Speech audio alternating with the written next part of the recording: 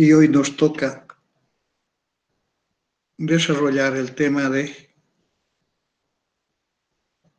23/11/2020. Vamos a entrar al capítulo de espacios vectoriales.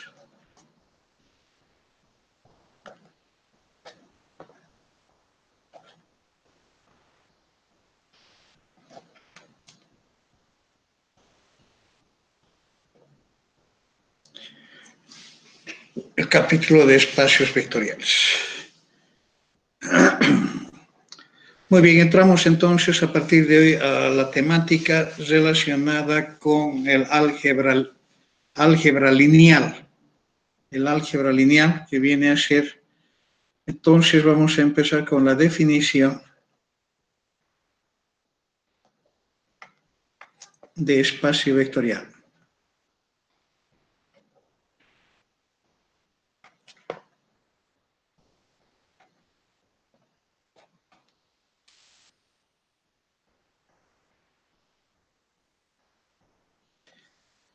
Para esto salimos del antecedente de tener un conjunto de vectores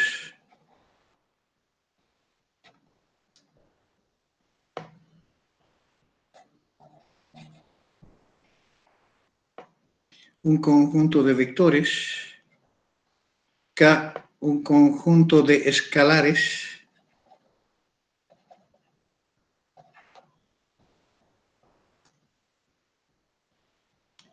una operación suma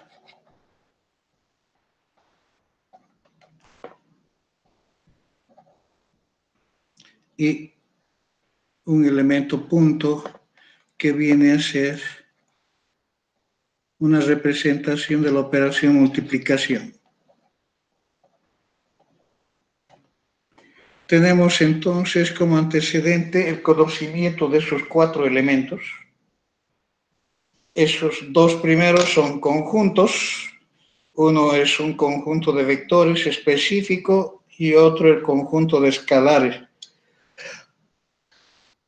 Juntamente con ellos tenemos definidas dos operaciones, la operación suma y la operación multiplicación. Con eso formamos entonces una estructura.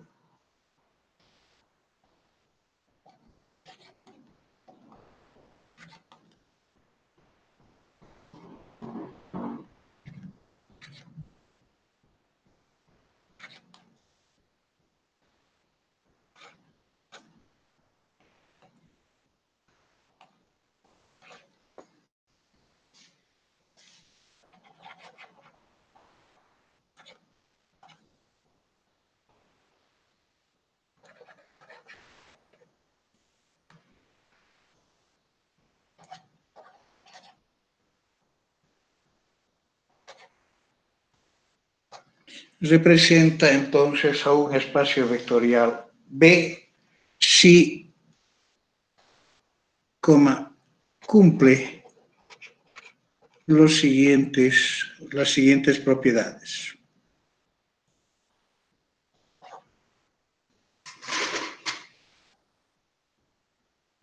Primero, si X, Y son vectores de B, entonces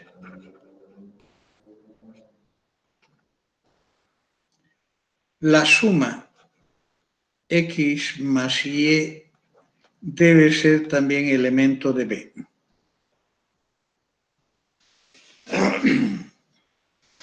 ¿De acuerdo? La primera condición es una condición importantísima dentro de este concepto que dice que la operación suma es una operación cerrada en el conjunto B. O sea, es una operación que relaciona dos elementos de B y el resultado de esa operación debe generar también otro elemento de B. Y de esta manera entonces queda satisfecha esta condición de que la suma sea cerrada respecto de los elementos de B. Segundo, el resto de los elementos ustedes conocen del estudio de las otras matemáticas que han podido realizar hasta ahora. Por ejemplo, la aritmética ha estado dentro de ella. La suma es una operación conmutativa.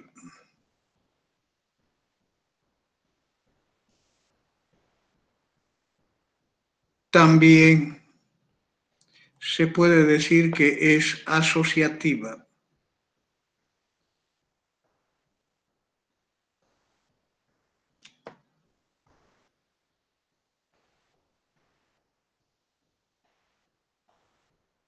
Cada uno de esos símbolos con su flechita superior está indicando la identificación de un elemento llamado vector. Si yo tomo 3 vectores o 2 vectores o cuantos vectores sea de B, entonces la suma debe ser conmutativa.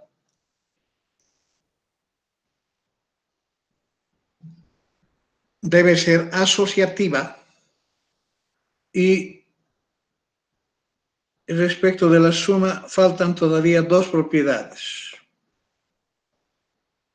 El cero debe ser elemento de B, tal que para todo X de B se tiene que X más el cero es siempre igual al vector X. La existencia del neutro aditivo. El neutro aditivo significa que cuando voy a sumar con cualquier elemento del conjunto, no afecte a ese elemento.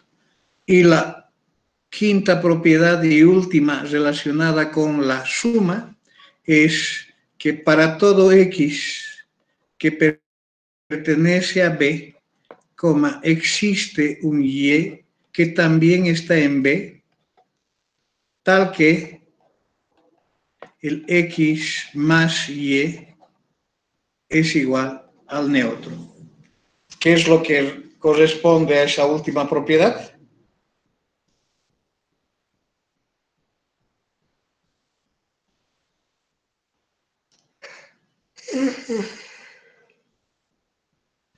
La existencia de los opuestos. Entonces, en el conjunto B debe existir todos estos elementos que están dispuestos por estas propiedades.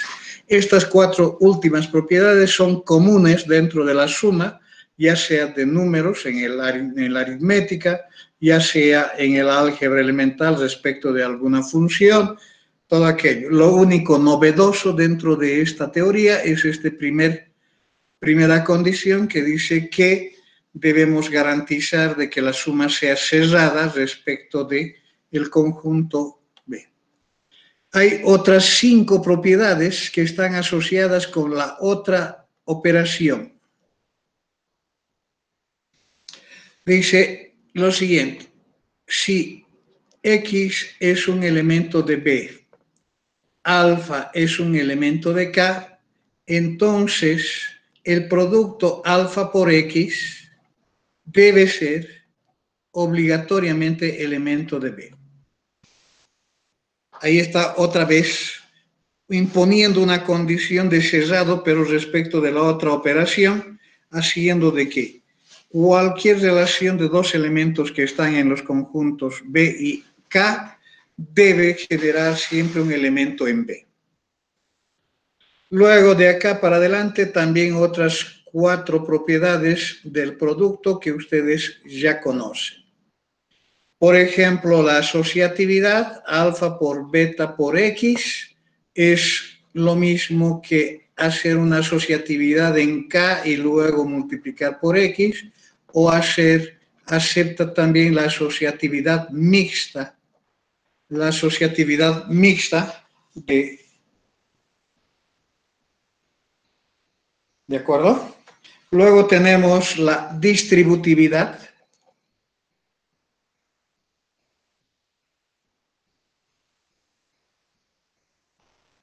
O sea, que si yo tengo alfa y multiplico por una suma en B, esto va a generar una suma de esos productos y va a generar siempre un elemento. Tenemos la distributividad del producto respecto de la suma en B y también tenemos la distributividad del producto respecto de la suma en K. O sea, alfa más beta multiplicado por un vector X, esto es siempre al producto del escalar por el vector, en este caso por esa forma. Y la última propiedad, la décima, es de que el 1 debe ser elemento de K, tal que para todo X que tenga como vector se multiplique por el elemento identidad. Esto es conmutativo, no hay ninguna restricción respecto del orden, no afecta al elemento que estamos. Esta es la definición de un espacio vectorial. Estamos hablando de 10 condiciones que debe cumplir esos 4 elementos considerados de manera conjunta dentro del concepto de estructura matemática. Tenemos los elementos que forman los vectores, elementos que forman los escalares, y tenemos las operaciones, las dos operaciones fundamentales que son la suma y el producto. Cualquier grupo de elementos dado por esta clase de elementos puede ser considerada como espacio vectorial. Ejemplos de espacios vectoriales.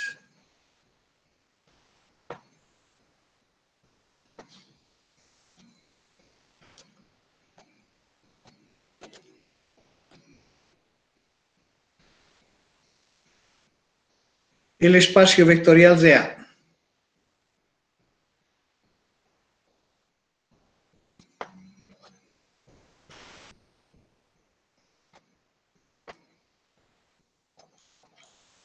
El espacio vectorial real, estamos hablando de este espacio vectorial representado por Rn, que no es más que un resumen de tener el Rn conjunto de vectores de componentes reales, la suma con ellos, los elementos de esos vectores son números reales y el producto con las operaciones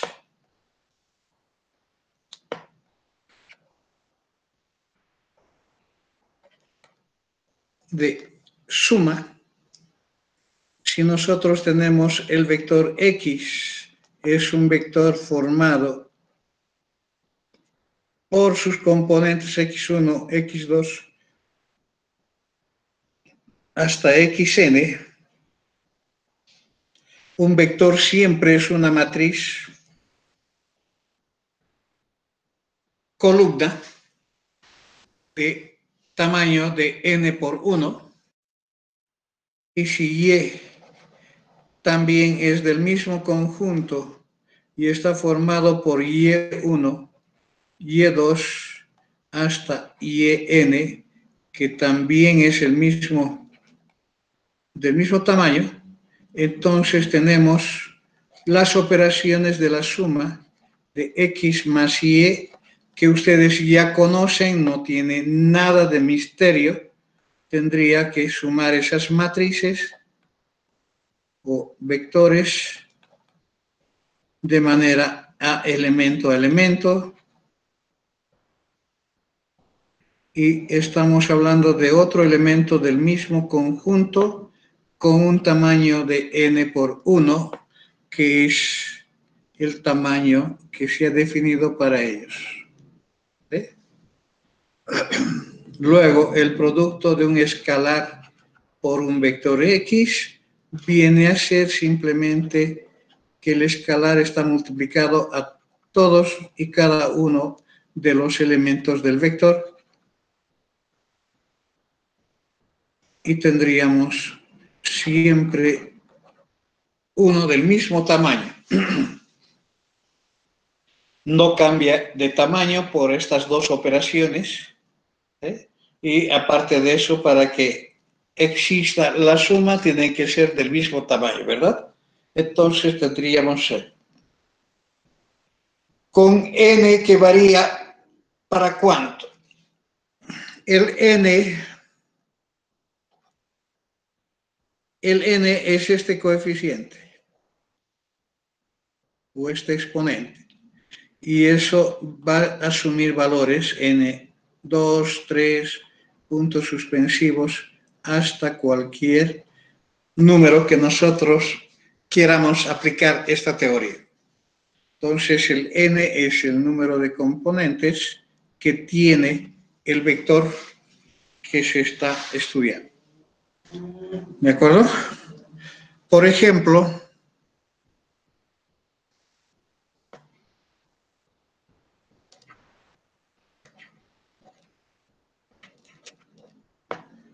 tenemos el R1, que no es más que el conjunto de los números reales como conjunto de vectores y el conjunto de los números reales también como conjunto de elementos.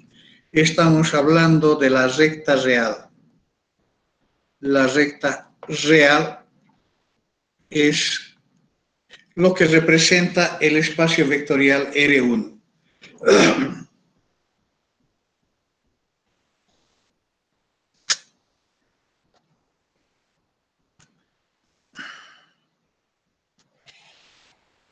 Si yo tengo acá la recta real, tengo una orientación, está dado para estos elementos.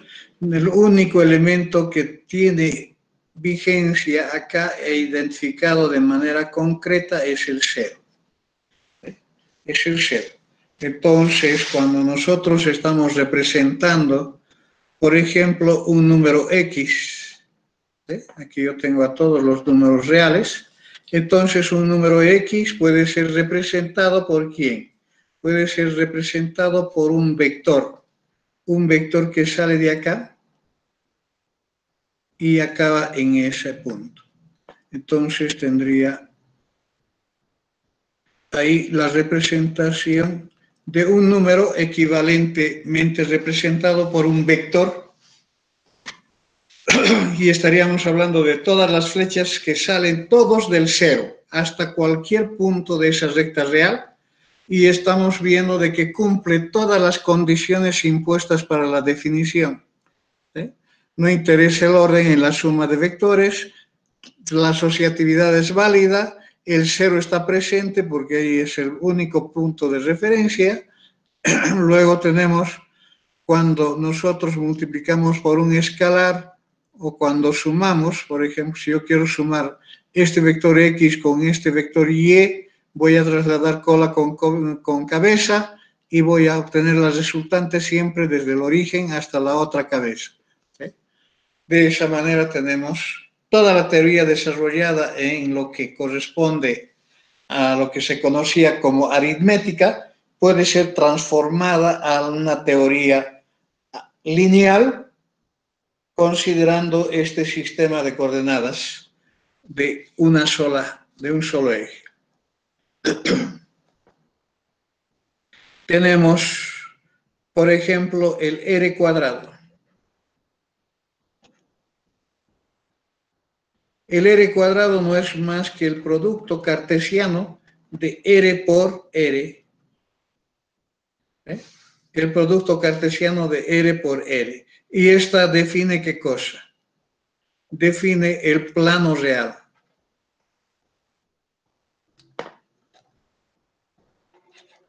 El plano real. O sea, ¿quién es el plano real? El plano real estamos hablando de un sistema de coordenadas, es R por R, estamos hablando de este sistema de coordenadas. que ustedes conocen es el sistema de coordenadas de dos ejes. Tenemos un R, tenemos otro R multiplicados de manera de se definen los ejes de manera. Si nosotros quisiéramos estudiar esto, estaríamos hablando de todo este plano real. Ese plano real es el R cuadrado. ¿Qué significa? Cualquier punto de este plano es identificado de distintas maneras, pero equivalentes una con la otra representación. Puedo, por ejemplo, proyectar este punto e identifico en este eje un número que podría decirle x1, y cuando hago la misma operación de proyectarlo sobre el segundo eje, tengo otro punto acá, otro número, que viene a ser un x2. Entonces, este punto, desde este punto de vista teórico de la teoría del álgebra lineal, sale de acá y estamos hablando de tener un vector acá.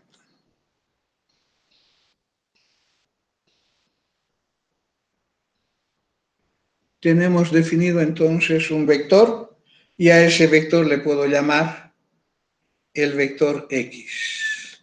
El vector X. Está describiendo el mismo punto.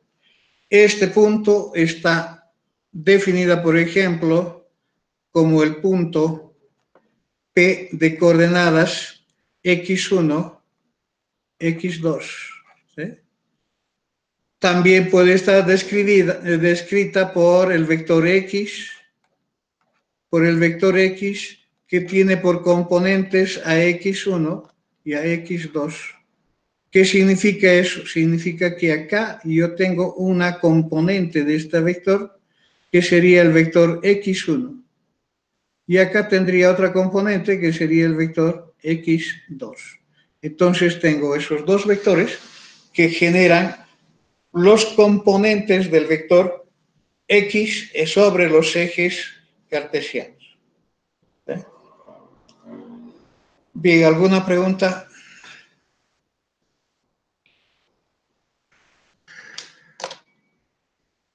El otro espacio vectorial que vamos a utilizar es el espacio R cubo.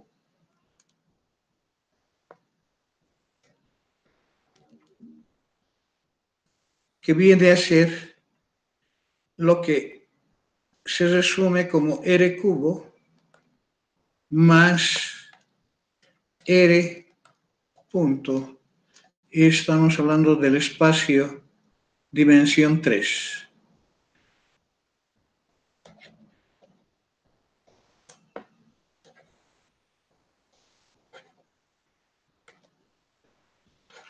Dimensión 3. O sea, del producto cartesiano R por R por R, ¿no? O sea que nosotros construimos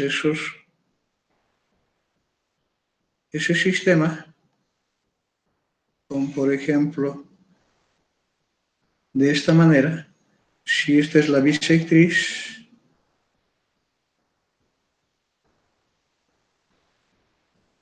estaría con un sistema de este tipo.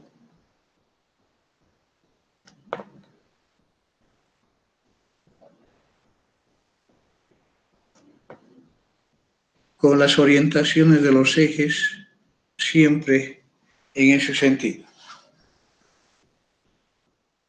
Algunos cambian este sentido para este otro lado. Entonces, si esto es el primer eje,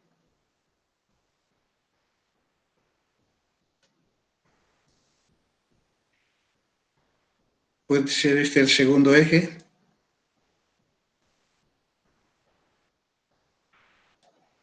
Y este el tercer eje.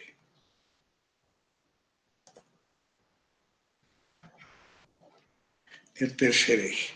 Estamos hablando con esa descripción. Entonces, cualquier vector X, si yo tengo un vector X representado en este sistema, estamos hablando de tener un componente x1, un componente x2 y un componente x3. ¿Eh?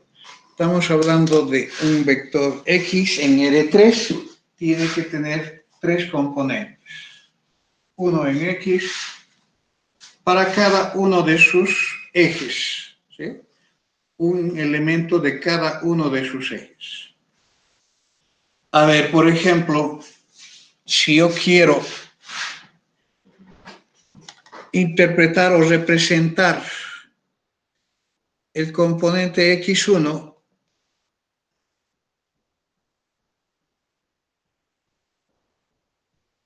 como este punto, entonces aquí tengo un x1 que viene a ser este vector.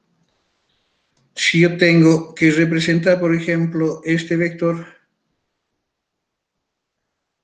en el segundo eje como x2, x1, y quiero representar en este eje, por ejemplo, este vector que corresponde a su componente x3, ¿dónde está el vector x?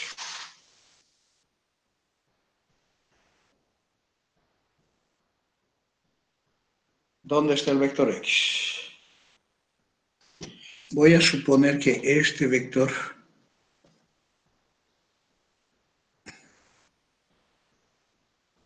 no esté aquí, esté un poquito más abajo.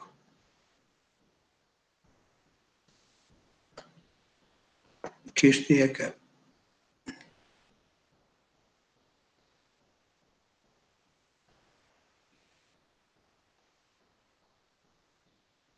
Que esté ahí. A ver, ¿dónde está el vector x?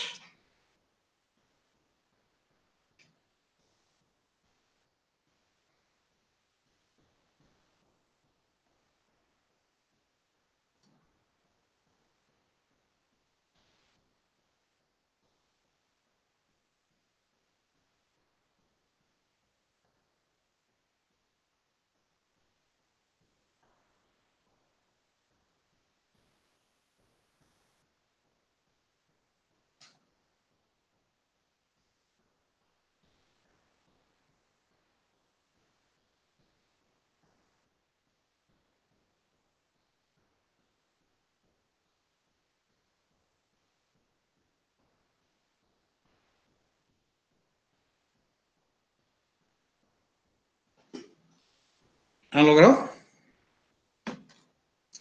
Bien, para poder identificar el vector x, lo único que tengo que hacer es una serie de traslados en la dirección de cada uno de los componentes y en el orden correspondiente. Entonces, si yo tengo, por ejemplo, esta dirección ya está dada por x1, entonces lo que yo tengo que, para indicar este traslado, tengo que, a partir de este punto, debo hacer una paralela al mismo eje donde se encuentra la segunda etapa. Lo mismo ocurre de este punto. Para poder trasladar esta distancia sobre esta paralela, lo que voy a tener que hacer es, a partir de este punto, voy a hacer una paralela a este eje, ¿eh? A este eje. Entonces, si ustedes ven, tendría esta posición aproximada de tener esta paralela con esta paralela. De esta manera se identifica entonces este punto de intersección que viene a ser la trayectoria de x1 y x2. ¿Eh? De x1 y x2. Luego, una vez identificada la trayectoria de x1 y x2, debo hacer una paralela al tercer eje, pasando por este punto de intersección.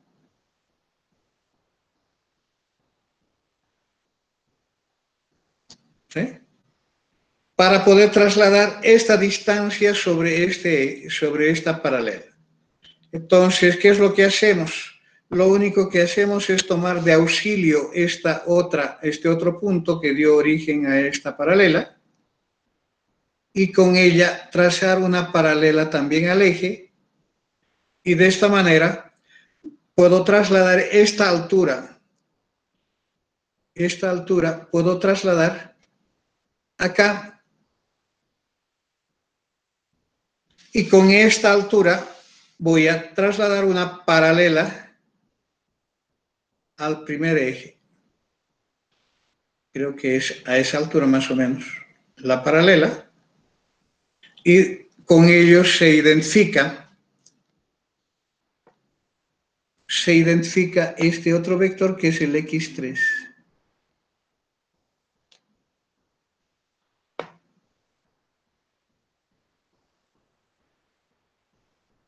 Entonces tenemos la trayectoria x1, x2 y x3. X1, x2 y x3. No está bien diseñado esto. Entonces, ¿dónde está el vector x? El vector x viene a ser este vector que sale del origen. Sale del origen y... pensé que estaba con la recta. Sale de acá del origen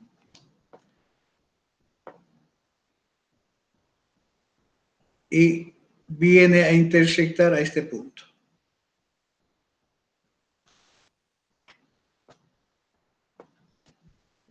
Y viene a ser el vector x.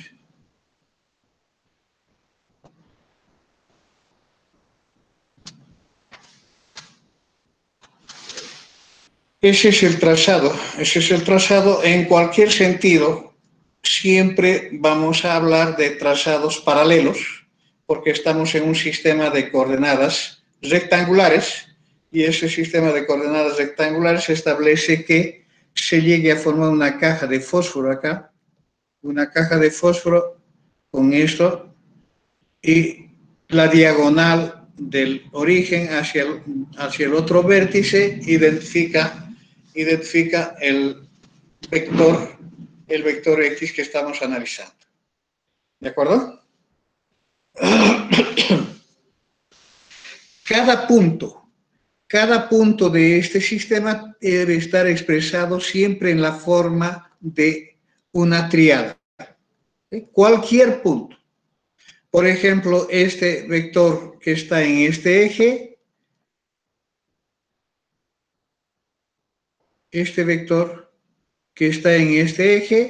tiene la forma de 0, 0, x3.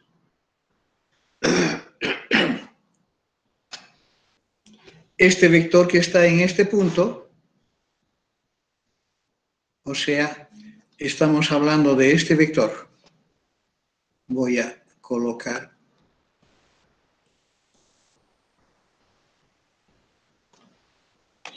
este vector en amarillo. ¿Cuál sería su representación analítica?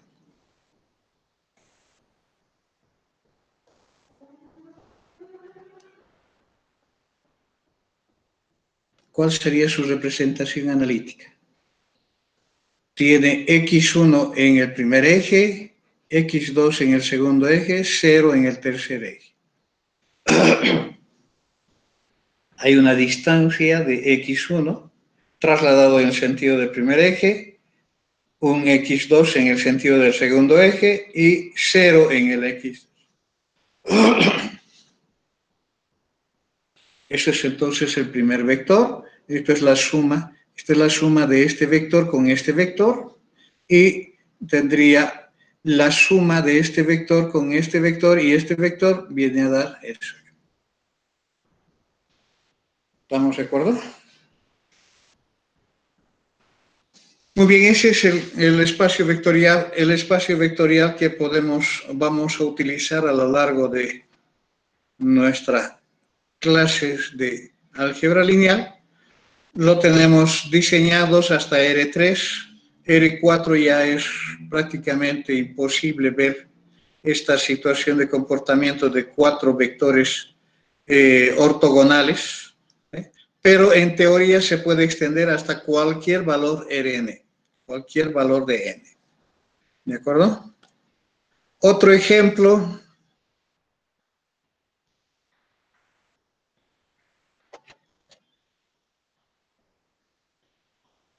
Tenemos el espacio vectorial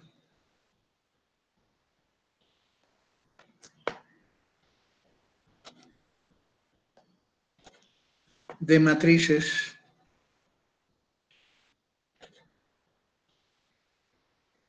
de tamaño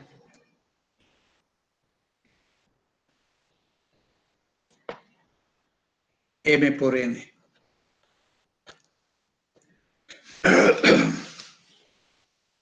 Estamos hablando de aquellas matrices que hemos representado de esta manera, solamente que acá en lugar de K voy a colocar ¿qué cosa?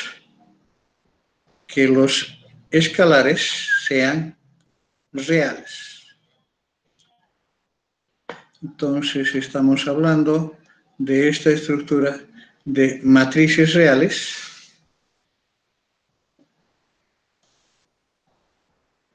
que podría colocar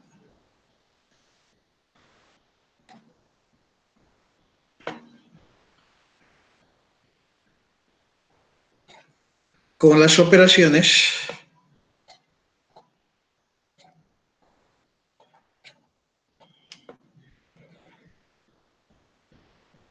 de suma de matrices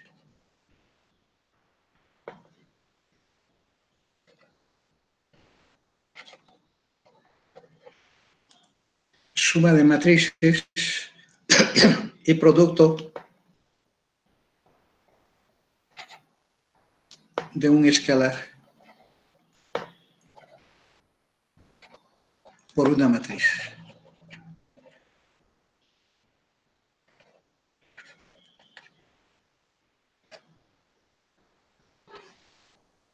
Que ustedes ya conocen por la temática desarrollada en las clases pasadas. Entonces, el concepto de espacio vectorial se extiende a cualquier elemento que queramos estudiar dentro de cualquier contexto. Tenemos, por ejemplo, el espacio vectorial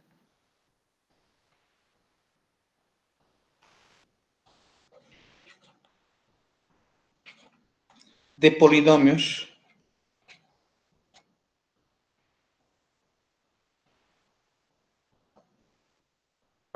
de grado n.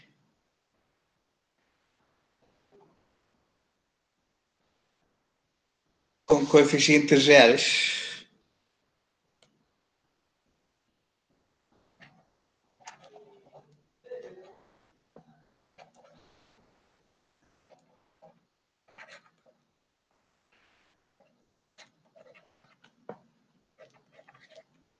Con coeficientes reales. Estamos hablando de esta estructura de tener los polinomios de grado n en X con los coeficientes que son números reales y el producto. Estamos, por ejemplo, el P de n de X, que sería igual a a la n, x a la n, más b. No voy a colocar otro símbolo, voy a colocar simplemente el mismo símbolo, a n menos 1, x a la n menos 1, más puntos suspensivos, más a sub 1, x, más a sub 0. Esto para todo a la n, o digo a n distinto de 0. Es de grado n, por consiguiente ese término tiene que estar presente. Si no estuviera presente ya sería de otro grado y no de n. Cualquier polinomio de ese grado va a tener esa estructura, va a tener siempre n más 1 términos.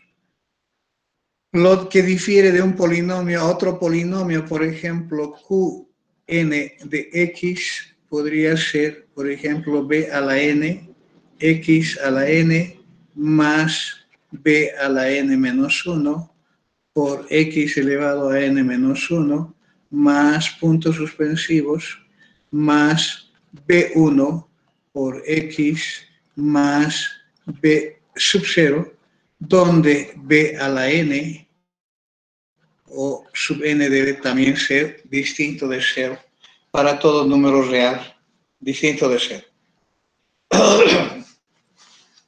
¿Qué difiere de un polinomio a otro polinomio? Simplemente los coeficientes. Los coeficientes, porque después cada uno de esos coeficientes está multiplicando a la variable elevado a una potencia, y esa potencia da el orden en que está en esta suma. Entonces, un polinomio de grado n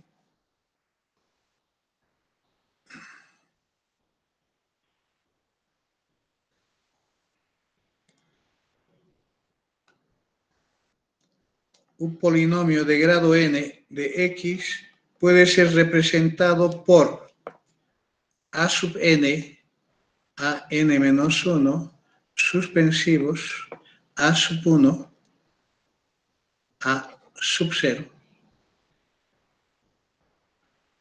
Estamos hablando de n más 1 multiplicado por 1.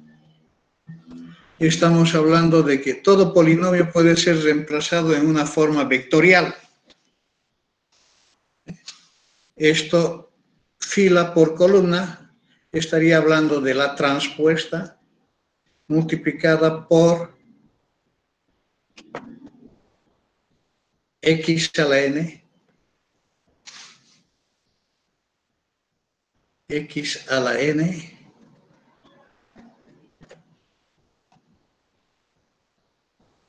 x a la n menos 1, suspensivos, x1.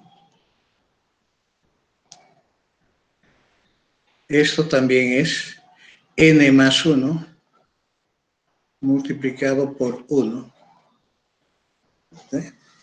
Todo polinomio puede ser representado por eso. ¿Qué es lo que no cambia? Es este producto, este término. El que cambia es este coeficiente, que es la transpuesta. Cuando voy a multiplicar, voy a generar el mismo polinomio.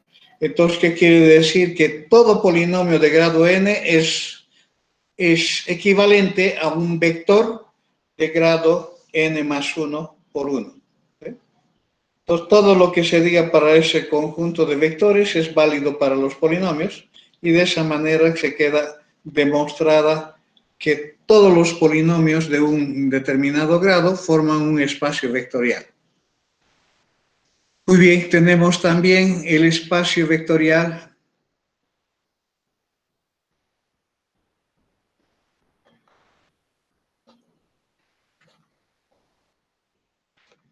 ¿de qué? Podríamos hablar de funciones.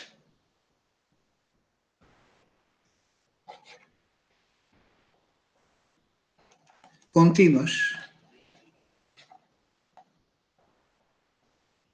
De funciones continuas en el intervalo 0,1. ¿Sí? Funciones continuas, por ejemplo, en ese intervalo 0,1 podría ser un espacio vectorial. ¿Y cuáles serían las operaciones?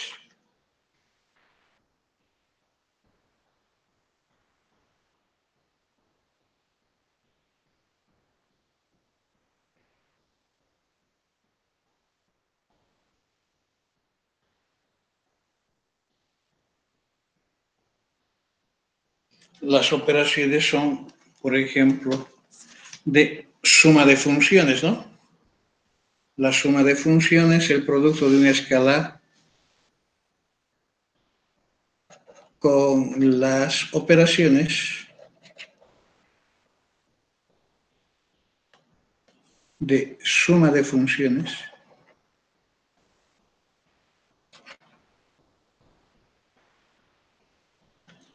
y producto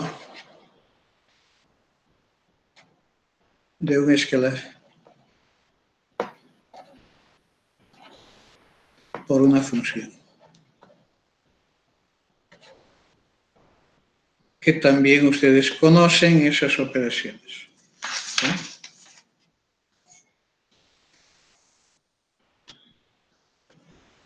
Wow. Bien, así podemos ir mencionando una serie de ejemplos de espacios vectoriales que son utilizados en distintas áreas de aplicación de la matemática moderna. Entonces, pero el concepto que más se utiliza es el concepto de subespacio vectorial.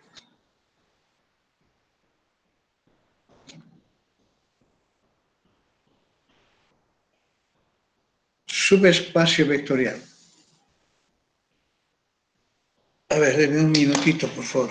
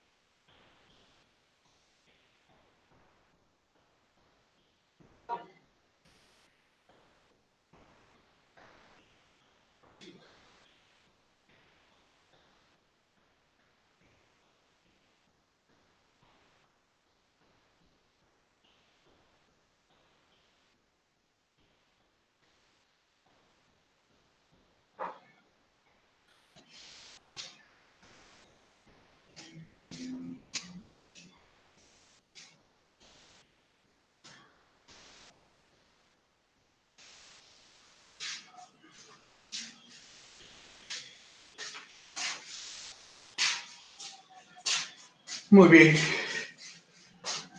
Unos minutitos más para definir este concepto de subespacio vectorial. Es el concepto más utilizado, ya que el concepto de espacio vectorial está definido de manera concreta para cualquier aplicación. Entonces, la definición dice lo siguiente: dado un espacio vectorial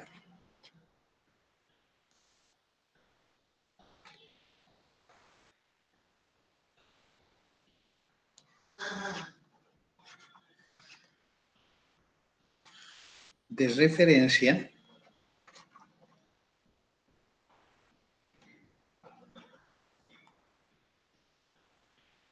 entonces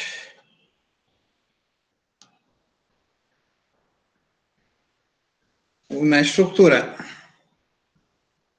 A más K punto define un subespacio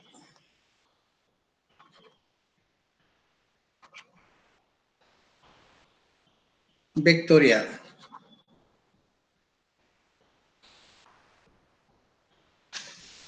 de B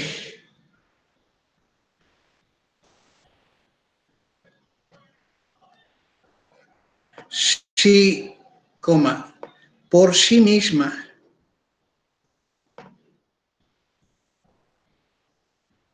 define un espacio vectorial.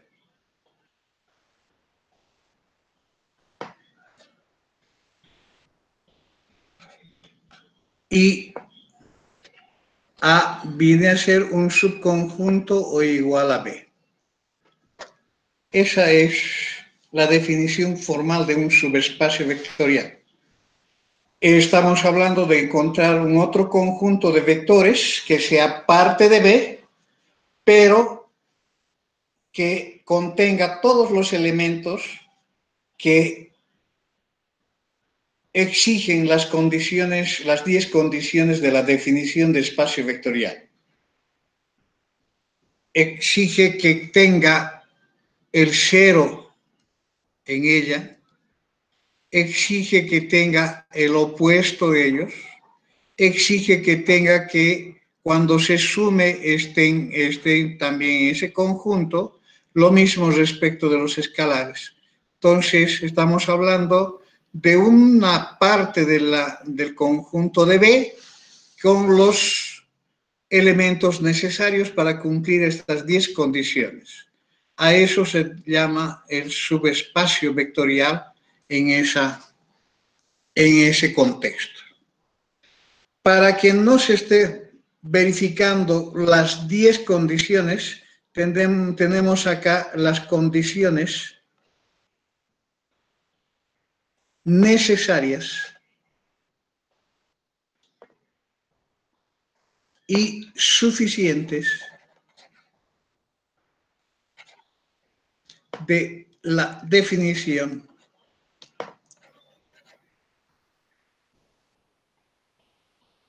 de subespacio vectorial.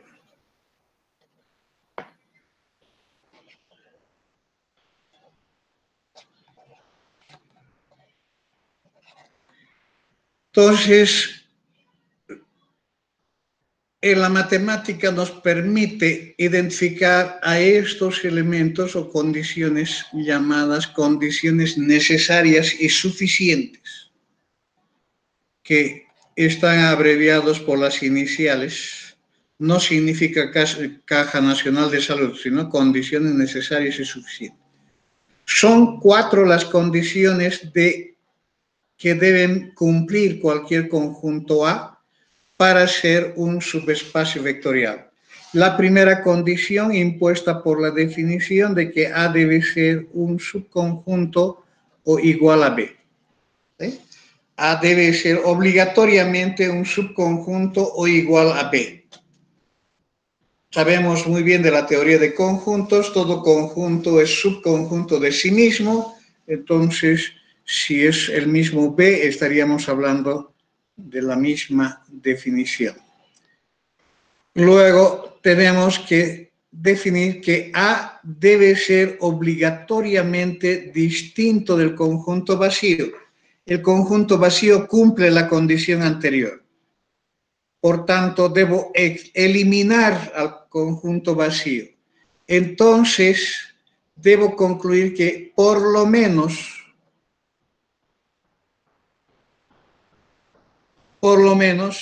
el elemento 0 debe ser elemento de A. Por lo menos el elemento 0 debe ser el elemento que constituye al conjunto A. Es obligatorio que el 0 esté en el conjunto A. Y si es distinto del conjunto vacío, debo verificar que por lo menos el 0 esté en A. Y luego tenemos la tercera y cuarta condición, que son las condiciones que hemos establecido. Que si X es un vector de A como también Y, entonces la suma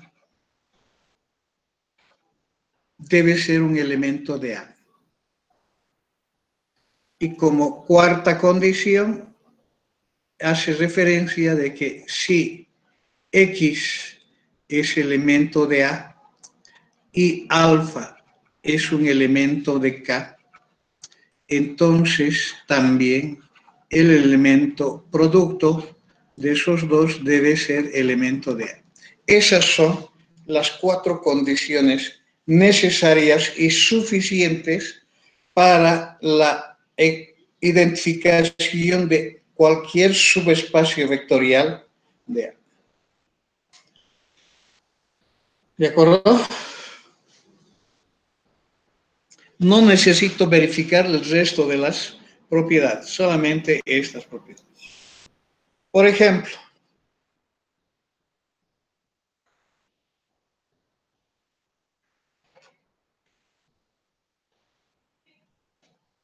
determinar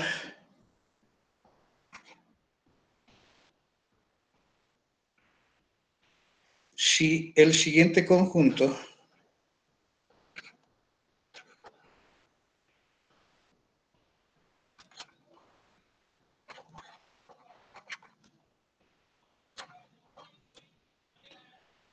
define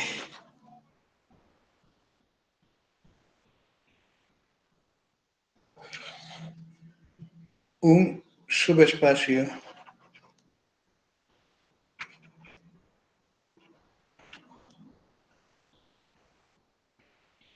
vectorial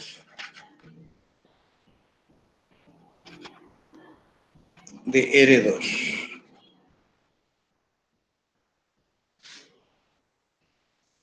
Estoy hablando de este conjunto A, que es el conjunto de los vectores X y Y de R2,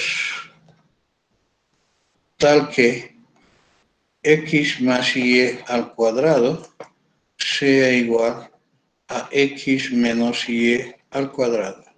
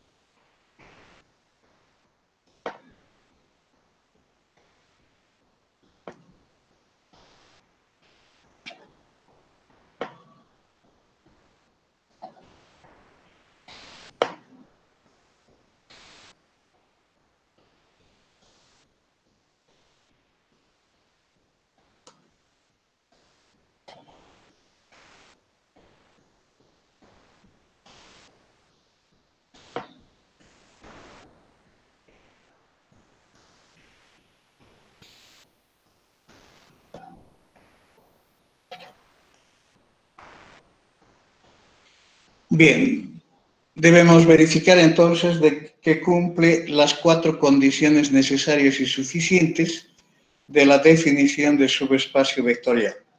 La primera condición establece que debo verificar de que A es un subconjunto o igual a B.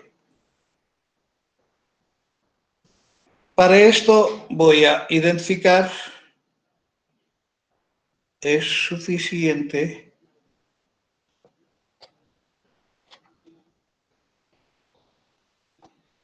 determinar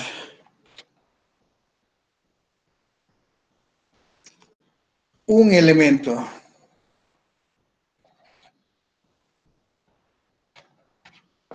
de R2 que no forme parte de A.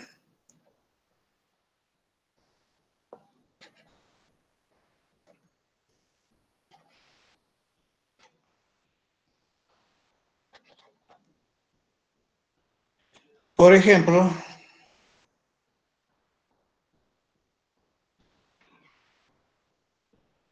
el vector X menos 3, 1. Menos 3, 1 no pertenece a, puesto que no cumple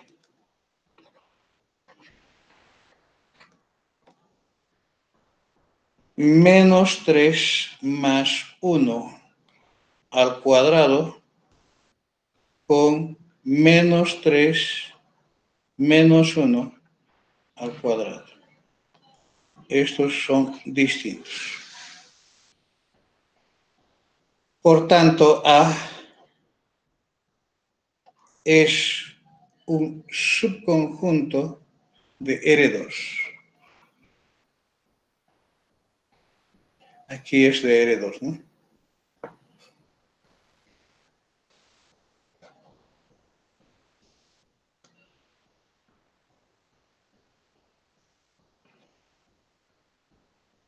Es un subconjunto de R2.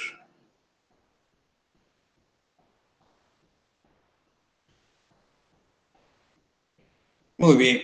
La segunda condición.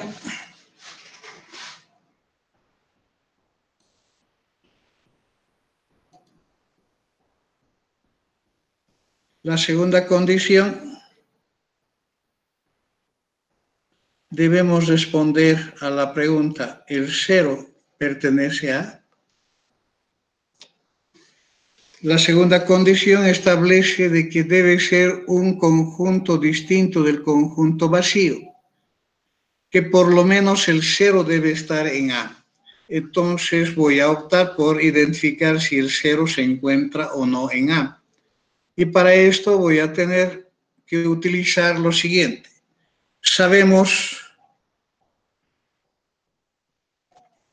que el cero pertenece a R2, entonces el cero es un elemento de R2 formado por dos componentes que define un vector 2 por 1. Por consiguiente, pertenece a porque x más y al cuadrado es igual a x menos y al cuadrado. Es decir, 0 más 0 al cuadrado es igual a 0 menos 0 al cuadrado, es 0 igual a 0, por consiguiente cumple con que el 0 es elemento de A.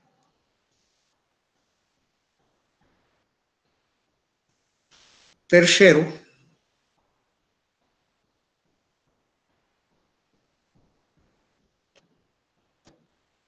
debemos verificar que si X y Y son elementos de A, entonces la suma debe ser elemento de A. Debemos verificar esa condición. ¿Qué significa? De que X pertenezca a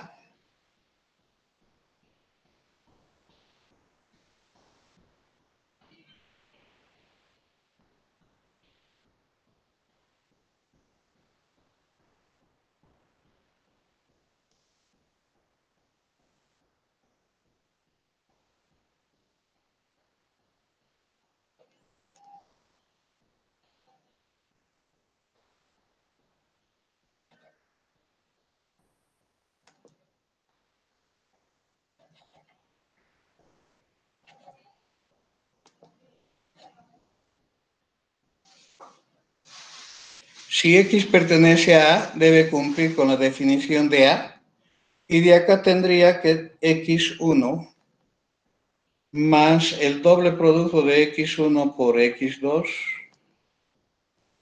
más X2 al cuadrado debe ser igual a X1 al cuadrado menos 2X1, X2 más X2 al cuadrado. Estos se simplifican, quedando entonces, esto es sí y solo sí, X por X2 es 0. Entonces, significa que X va a ser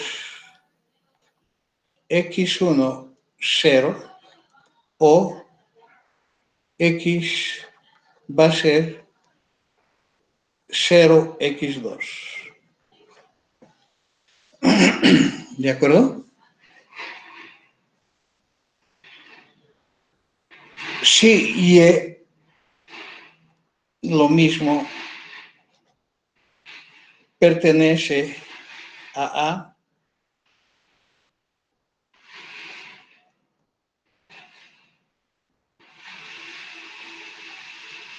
entonces tendríamos que Y deberá ser y1, 0, o y debería ser 0, y2. Con aquí x1 y x2 distinto de 0. ¿Sí? Aquí con x1 distinto de 0. Aquí con x2 distinto de 0. Aquí con y1 distinto de 0. Y con y2 distinto de 0. Entonces, ¿qué hacemos? Sumando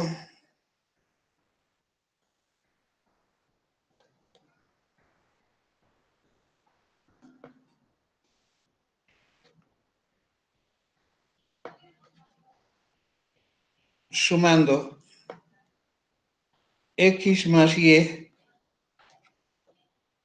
tendríamos, por ejemplo, x1, 0, más y1, 0. Tengo x1 más y1, 0. Y esto pertenece a A. Pero si yo sumo x1, 0 con 0 y y2, tendría x1 y y2, y esto no pertenece a A. ¿Por qué? Porque el producto no da 0 o no cumple con las condiciones de la definición de A. Por tanto, el conjunto A, definida como el conjunto de los vectores x y y de R2, tal que x más y al cuadrado sea igual a x menos y al cuadrado, no define un subespacio vectorial.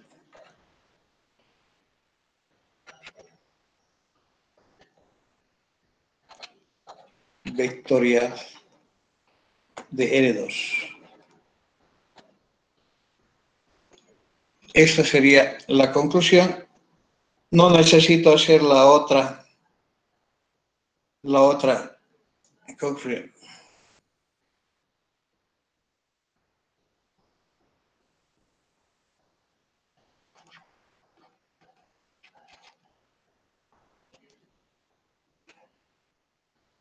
Voy a quedar acá con un ejemplo 2 de otro subespacio.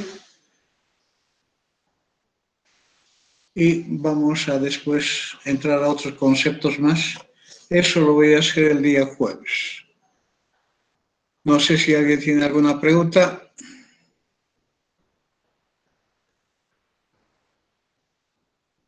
Inge, una pregunta, basta que con una de las cuatro condiciones no se cumpla, ya no es un subespacio, ¿verdad? Claro, tiene que cumplir para todas las condiciones. Está bien, gracias. Nada. ¿Alguna otra pregunta? Bien, entonces quedaremos acá. El día jueves los espero. Hasta luego.